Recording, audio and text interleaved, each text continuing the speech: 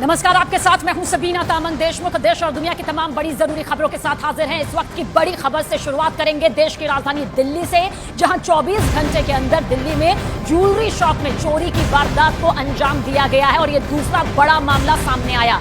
दिल्ली के समयपुर बादली इलाके का जिक्र कर रहे हैं, जहां मौजूद एक ज्वेलरी शॉप में चोरी की इस वारदात को अंजाम दिया गया। चोरी की पीसीआर कॉल मिलते ही पुलिस ज्वेलरी शॉप में पहुंची। हालांकि अभी तक ये साफ नहीं हो पाया है कि आखिर कितने की ये चोरी हुई है, कितना नुकसान यहां पर ज्वेलरी शोरूम के मालिक को सहना पड़ा है। पुलिस पूरे मामले की गंभीरता से जांच कर रही है, लेकिन दिल्ली की कानून व्यवस्था जरूर कटघरे में यहां सामने आ गई है। आपको दिखाते हैं कि आखिर किस तरह से चोरी की इस पूरी वारदात को यहां पर अंजाम दिया जाता है। जानकारी आप तक पहुंचा दें कि जिस इलाके को आप देख रहे हैं वो 24 घंटे के अंदर दिल्ली में दूसरी चोरी की वारदात को अंजाम देने वाली है। बाहर लगे सीसीटीवी कैमरे में देखिए किस तरह से ये पूरी फुटेज रिकॉर्ड हुई है। जो ये पूरा एरो भी आप गोल देख रहे हैं वो ये बताने के लिए काफी है कि चोरी की इस वारदात को दिन दहाड़े अंजाम दिया गया है। ये समयपुर बादली इलाका है, जो ये पूरी तस्वीर इस वक्त आप देख रहे हैं। और देखिए किस तरह से ये पूरी तस्वीर यहां पर सामने आती है। कानून व्यवस्था यहां पर की पोल खुलती नजर आती है। दीपक हमारे सहयोगी ज्यादा जानकारी के साथ। दीपक, क्या कुछ जानकारी मिल रही है? तस्वीर भी यहां पर हम दिखा रहे हैं,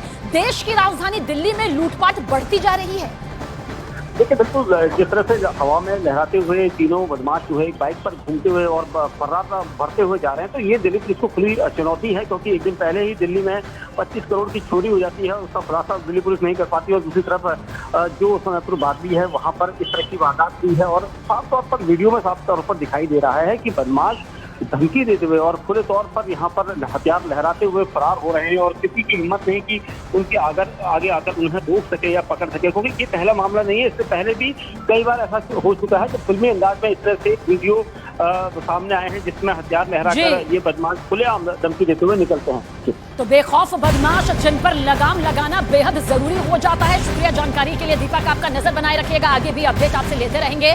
तो दिल्ली की सबसे बड़ी चोरी की जांच अब भी जारी है। 25 करोड़ की, सोचिए 25 करोड़ की बड़ी चोरी हो जाती है और इस केस में पुलिस जांच कर रही है। पुलिस ने इलाके में 100 मीटर के दायरे को ट्रैफिक बंद कर दिया।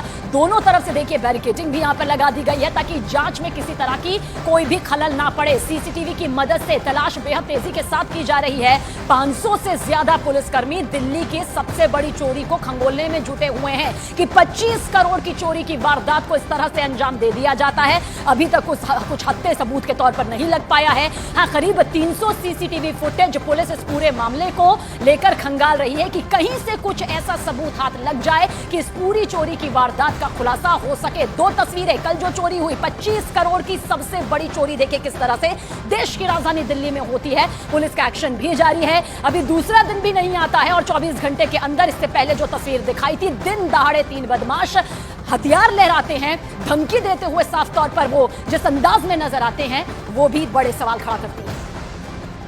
सबसे बड़ी चोरी, 25 करोड़ से ज्यादा की चोरी, और उसमें इन्वेस्टिगेशन करने के लिए दिल्ली पुलिस के 500 से ज्यादा पुलिसकर्मी और अधिकारियों को लगाया गया है।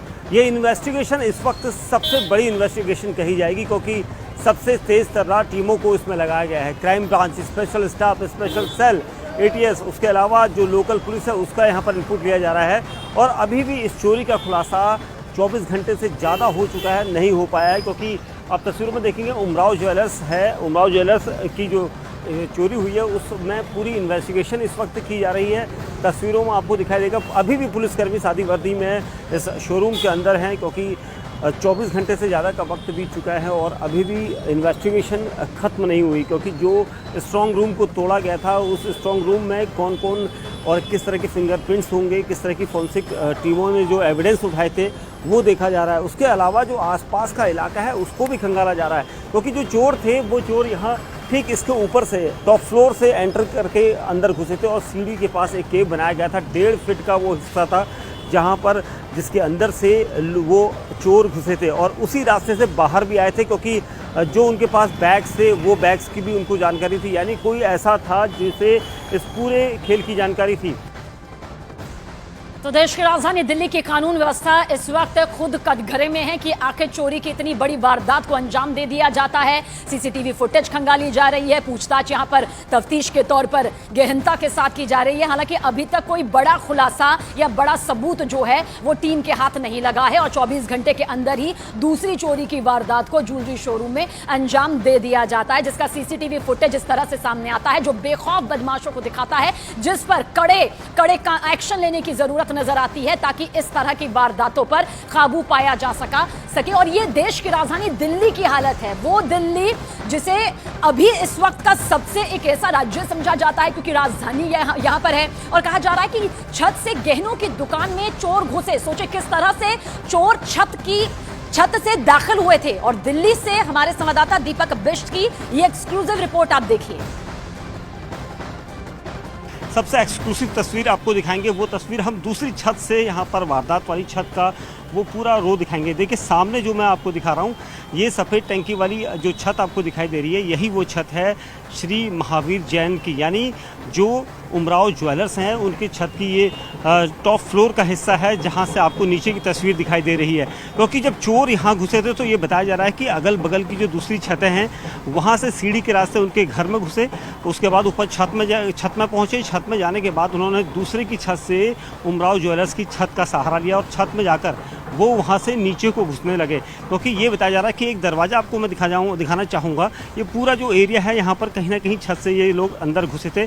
अनिल, आपको एक दरवाज़ा दिखाई दे रहा होगा अंदर, उसको जूम करके दिखाएं क्योंकि थोड़ा सा अगर आप दाहिने आकर दिखाएंगे तो दरवाज़ा पूरा कवर होगा। क्योंकि ये दरवाज़ा जिसे तोड़कर वो अंदर को दाखिल हुए थे, वो दरवाजे की तस्वीर हम आपको दिखा रहे हैं। ठीक जनरेटर के बगल में ये दरवाज़ा है और यहाँ से अगर इस दरवाजे को तोड़ा जाए तो सीधा नीचे की तरफ ये पूरा एरिया जाएगा और यही वो दरवाज़ा है जिसे तोड़कर नीचे की तरफ दाखिल हुए थे। क्योंकि चोरों को पता था कि यहाँ से वो अंदर दाखिल हो सकते हैं और रात को, जब रविवार की रात को अगर वो घुसे थे तो किसी को भी कानो कान खबर नहीं होती। क्योंकि लोग अमूमन संडे को रात को 12 बजे के बाद पार्टी या कुछ दूसरे कार्यक्रम के बाद गहरी नींद में चले जाते हैं, सो जाते हैं और इसी का फ़ायदा इन्होंने उठाया।